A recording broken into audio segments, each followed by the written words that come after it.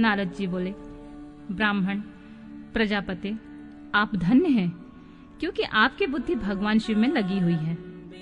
विधे, आप पुनः इसी विषय का सम्यक प्रकार से विस्तार पूर्वक वर्णन कीजिए। ब्रह्मा जी ने कहा, तात, एक समय की बात है, मैं सब ओर से ऋषियों तथा देवताओं को बुलाकर उन सबको क्षीर सागर के तट पर ले गया। वहां सबका हित साधन करने वाले भगवान विष्णु निवास करते हैं। वहां देवताओं के पूछने पर भगवान विष्णु ने सबके लिए शिव पूजन की एक श्रेष्ठता बतलाकर यह कहा कि एक मुहूर्त या एक क्षण भी जो शिव का पूजन नहीं किया जाता, वही हानि है, वही महान छिद्र है, वही अंधापन है, वही मूर्खता है।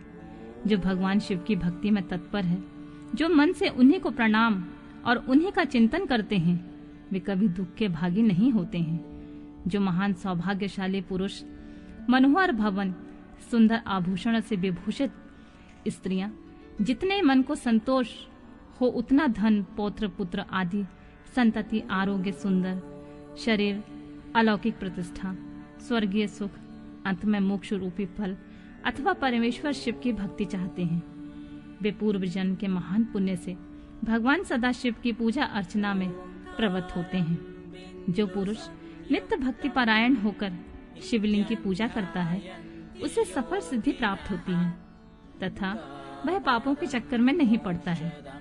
भगवान के इस प्रकार उपदेश देने पर देवताओं ने उन श्री हरि को प्रणाम किया।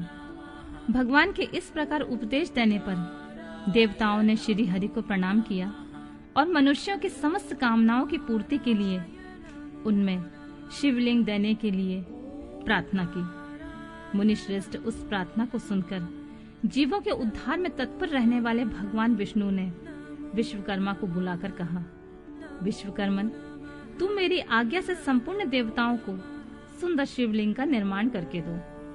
तब विश्वकर्मा जी ने मेरी और श्री हरि की आज्ञा के अनुसार उन देवताओं को उनके अधिकार के अनुसार शिवलिंग बनाकर दिए। मुनि श्रेष्ठ नारद, किस देवता को कौन सा शिवलिंग प्राप्त हुआ है, इसका वर्णन आज मैं कर रहा हूँ, उसे ध्यान से सुनो। इंद्रपद्य रागमणि के बने हुए शिवलिंग की पूजा और कुबेर सुवर्णमय शिवलिंग की पूजा करते हैं। धर्मपीत मणिमय पुखराज के बने हुए लिंग की तथा वरुण श्याम वर्ण के शिवलिंग की पूजा भगवान विष्णु इंद्रनीलमय तथा ब्रह्मा हेममय लिंग की पूजा करते हैं। मुने विश्वदेव गण चांदी के शिवलिंग की, वसुगण पीतल के बने हुए लिंग की तथा दोनों अश्विनी कुमार पार्थिव लिंग की पूजा करते हैं।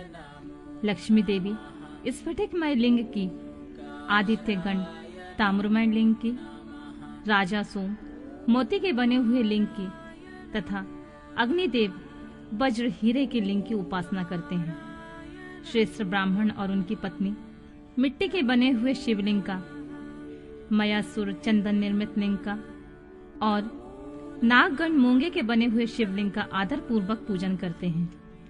देवी मक्खन के बने हुए लिंग की, योगी जन भस्ममय लिंग की, यक्षगण दही निर्मित लिंग की, छाया देवी आटे से बने हुए लिंग की और ब्रह्म पत्नी रत्नमय शिवलिंग की निश्चित रूप से पूजा करती हैं। वाणसुर पारद या पार्थिव लिंग की पूजा करता है। दूसरे लोग भी ऐसा ही करते हैं। ऐसे ऐसे शिवलिंग बनाकर विश्वकर्मा ने विभिन्न लोगों को दे दिए और वे सब देवता और ऋषि उन लिंगों की पूजा करते हैं। भगवान विष्णु ने इस तरह देवताओं को उनके हित की कामना से शिवलिंग देकर उनसे तथा मुझ ब्रह्मा से पिनाकमणि महादेव की पूजन की विधि भी बताई। पूजा विधि संबंधी उनके वचनों को सुनकर देव शिरोमणि सहित मैं ब्रह्मा हृदय में हर्ष लिए अपने धाम में आ गया। मुने, वहां आकर मैंने समस्त देवताओं और ऋषियों को शिव पूजा की उत्तम विधि बताई, जो संपूर्ण अभीष्ट वस्तुओं को देने वाली है। उस समय मुझ ब्रह्मा ने कहा, देवताओं सहित समस्त ऋषियों, तुम प्रेम परायण होकर सुनो। मैं प्रसन्नता पूर्वक तुमसे शिव पूजन की उस विधि का वर्णन करता हूँ जो भोग और मोक्ष देने वाली है। देवताओं और मुनीश्वरों, समस्त जंतुओं में मनुष्य जन्म प्राप्त करना प्रायः दुर्लभ है। उनमें भी उत्तम कुल में जन्म तो और भी दुर्लभ है। उत्तम कुल में भी आचारवान ब्राह्मणों के यहाँ उत्पन्न होना उत्तम पुण्य से ही संभव है। यदि वैसा जन्म सुलभ हो जाए तो भगवान शिव के संतोष के लिए उस उत्तम कर्म का अनुष्ठान करें जो अपने वर्ण और आश्रम के द्वारा शास्त्रों द्वारा प्रतिपादित है। जिस जाति के लिए जो कर्म बताया गया है उसका उल्लंघन न करें। जितनी संपत्ति हो उसके अनुसार ही दान करें। कर्ममय सहस्त्रों यज्ञों से तप यज्ञ बढ़कर है। सहस्त्रों तप यज्ञ से जप यज्ञ का महत्व अधिक है।